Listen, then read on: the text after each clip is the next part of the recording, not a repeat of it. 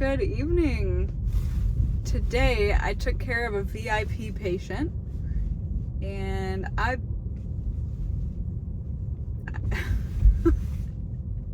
so these patients, if you are somebody who is not working in healthcare or doesn't know what that is, it's when somebody like a celebrity, somebody who works at the facility, or somebody who's related to somebody important that is affiliated with the hospital, defined as a very important person. And it's one of those, I used to get like really worked up about working with VIPs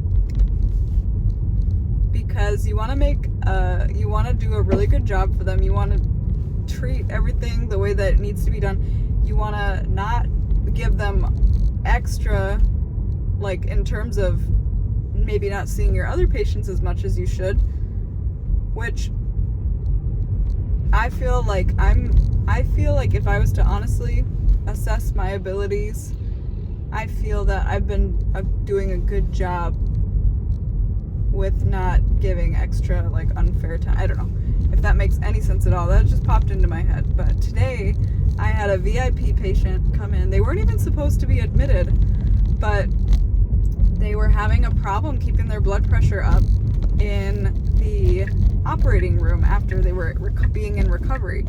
So that was actually a big problem, because after surgery and they're monitoring your vitals and they're allowing you to wake up slowly, you're supposed to be stable vitally, you're supposed to be waking up, not confused, not having any problems, like becoming more normal like you were before you went under anesthesia. And so this particular one, both the patient and their wife were VIPs, so it was like, I don't know, it was like an extra, like, I don't want to say it was a stressor, but I was like, oh my gosh, I really want to like do a good job for these people, because I'm like newish to the facility and I want to leave a good impression. Like, what if I have to interact with these people in the future, and what if these people talk about the care that they received while they were there? And it's just kind of, a thought, right? So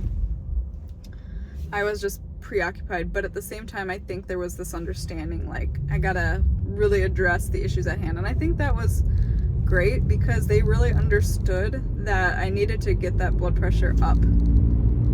And I'm really glad that I've had some experiences now in the ICU where the blood pressure is like, you're almost dead blood pressure. And honestly, like, when you're in those situations where somebody's about to like really crash, you really find your footing, you see what you're made of, and it's all good. Like, people come together and it's excellent. Pardon me.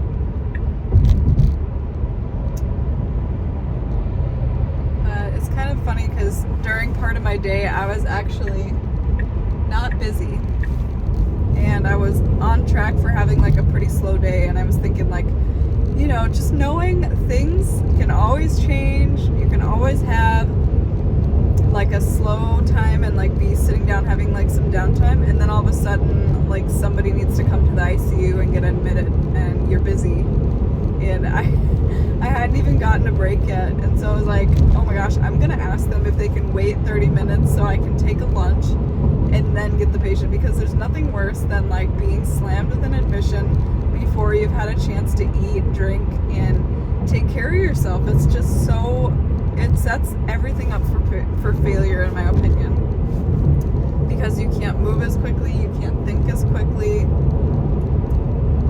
and it's just one of those experiences that you don't forget, and you just try to avoid it because it's just so awful. But in nursing, it's just frustrating because you don't often get control over when you go eat and drink, and sometimes you don't have control over when you go to the bathroom, and it's really frustrating to work for a long time and have to go pee, and you just can't. You can't even like go pee because nobody's there to like cover you. If you step out, and in the ICU it becomes really important. I used to just, go when whenever I worked med surg because there's, you know, more time and the bathroom is really close, but depending on where you work, you have to leave the actual unit to go, like you have to leave the actual area, and it's not like, in this unit we don't have phones. Smaller facilities, you don't have phones, which is actually a blessing and a curse, because sometimes you need a phone if you need to get a hold of somebody really fast, but I think I actually prefer not having one, because I found that when like I was being called non-stop, it was like another thing to worry about, if that makes sense. So I didn't prefer it. But yep, this guy's blood pressure came up, and I was really proud of myself because I was able to recognize that, okay, he bled a lot during this procedure. Even though his hemoglobin is fine, that's the red blood cells in our body, so if we bleed a lot, then we lose blood, and then you don't have enough red blood cells, or as much red blood cells, which is volume. Blood is volume, so like you can become almost dehydrated, or we call it like volume down in the medical field if you lose blood. And then also, so your blood pressure will drop, but then your ability to carry oxygen around the body also drops because you're losing those red blood cells. So thankfully his hemoglobin levels, we were monitoring them, they were fine. We were monitoring them often, but what wasn't going well was his blood pressure, and I was having to go up on the blood pressure medicine, the whole reason why he's in the ICU, because it's helping, it's like a medication that requires like minute-to-minute titration and changes if their blood pressure isn't what it needs to be, and his was not, so I was constantly having to adjust it, and he wasn't really getting better, I would say. And then I was just thinking, I'm like, something's not clicking, like he probably needs some fluids. And so I asked for some, and the doctor agreed and ordered a fluid bolus, which is like a liter, so think a half of a 2 liter of soda, you give half of that in their IV over an hour. So it's like a fluid bolus is what we call it in the medical field. So he got one of those, and that really helped, and then he got some fluids after as well. So actually his body responded really well to that, and he was able to come down on the medication, which was really nice. So overall, I feel very happy with the way the situation went. I think the frustrating part, when you get an admission and they need all that attention, you have a lot to document, and sometimes you end up leaving late because you're documenting past when you're supposed to be leaving, and you just kind of, at that point, you've been working for 12 hours and you just want to go home, and your brain is moving slow, and you still have to give a whole report to the oncoming nurse.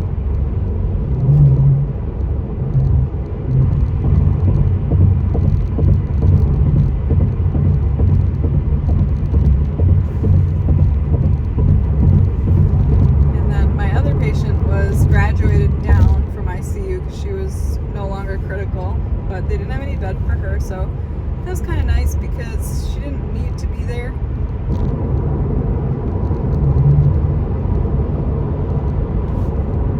I think it's one of those perspectives, like it could always be worse. Like I like to say, like it could be busier. You could have had another critical patient. You know, I've had those days enough to recognize when to be grateful. So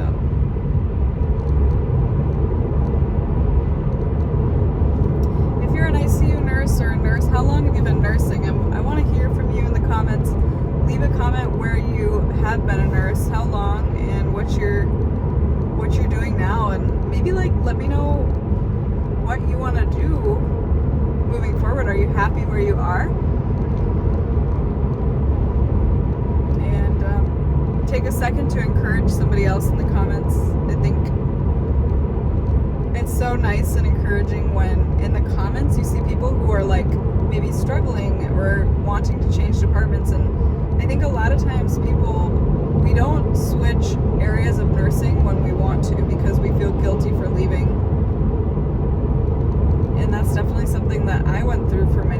actually didn't go into the ICU when I probably should have, because of just feeling like the pressure. I feel like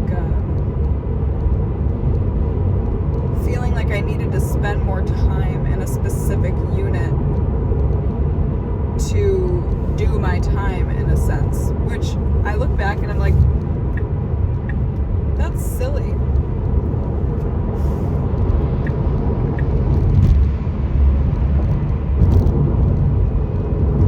People be crazy on these roads. It's fine. Just make sure you look out for yourself. I am happy with where I'm working, though. I think what could be better there, this facility, I've been there about 4 months, like between 3 and 4 months now, and I've now just started to feel like things are clicking in terms of like workflow. I'm not having to ask so many questions about like little things, like where is XYZ? How do I do this? Like in terms of like facility specific things, not like the actual nursing part, but every facility has their own policies. And when you start at a new facility, there's different things to consider because not every place does everything the same.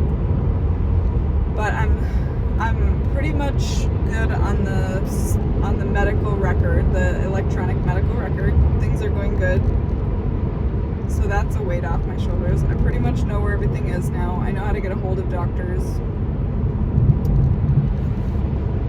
So that's been good.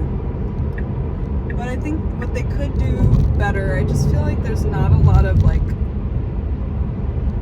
staffing support in the ICU throughout the shift. So there's like no wiggle room for like if there's changes. Like I feel like they staff the unit with a certain amount of nurses, but sometimes the nurses get pulled somewhere else or something. And today they sent one home. But then our charge had to go to different units to like break them, and then we're busy and then nobody's at the desk. It's kind of like, does this make any sense? Like, let me know if I'm crazy, because that was exactly the thought. I was like, there's so many phones ringing, there's so many people ringing the bell, nobody can sit at the desk because we're all doing patient care. Like, this is my gripe for today, and I'm afraid to like talk about it because whenever I do at the facility, it's like nobody really understands my level of concern for it. So I'm like, is this just something that I have to get over and just be okay with? But that really made me annoyed today.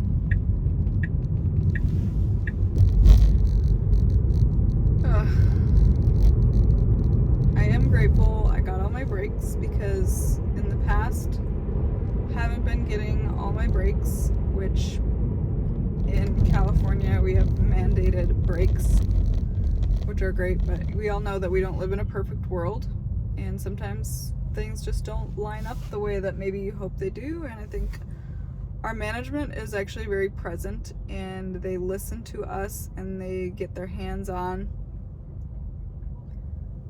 and I appreciate that. I think that's excellent, and I think that my perspective as a newer staff member at this facility, and also like somebody who's building up their ICU experience, I always feel like excited to learn in this environment, because I feel like they've allowed it to be a safe environment to learn, if that makes sense. I've worked in places before where I've been new to the unit,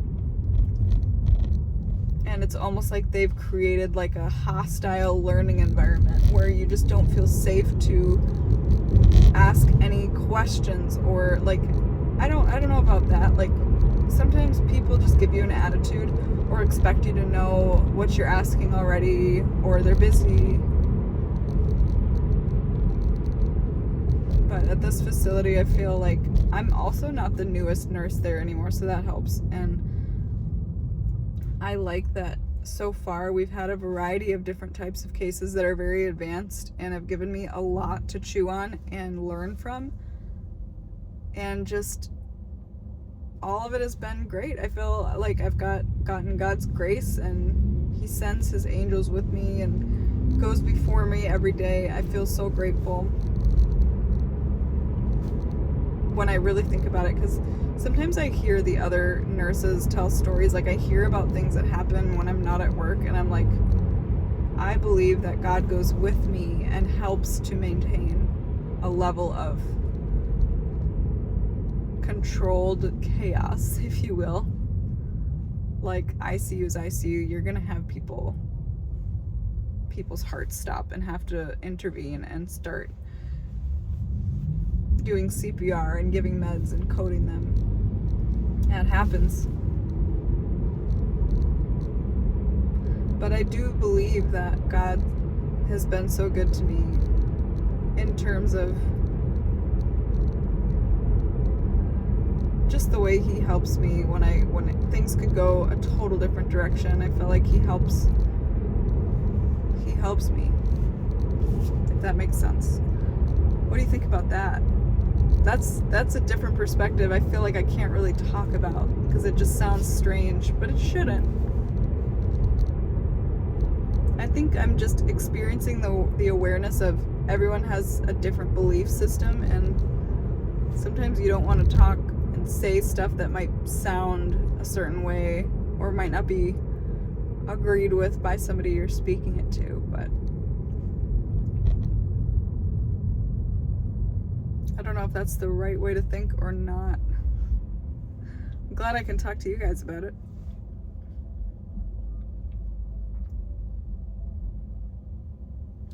But ultimately, even though there was some annoying things that happened today, I'm really grateful that I don't work tomorrow.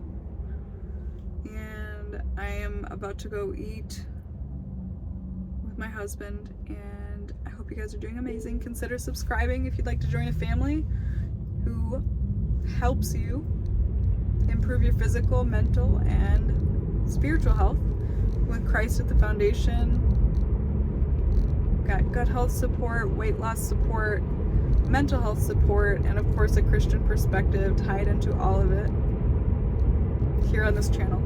So join us if you'd like to be around like-minded people like that, and give this video a like, send it to somebody who you feel like would enjoy it, and I will see you in a future video. Bye.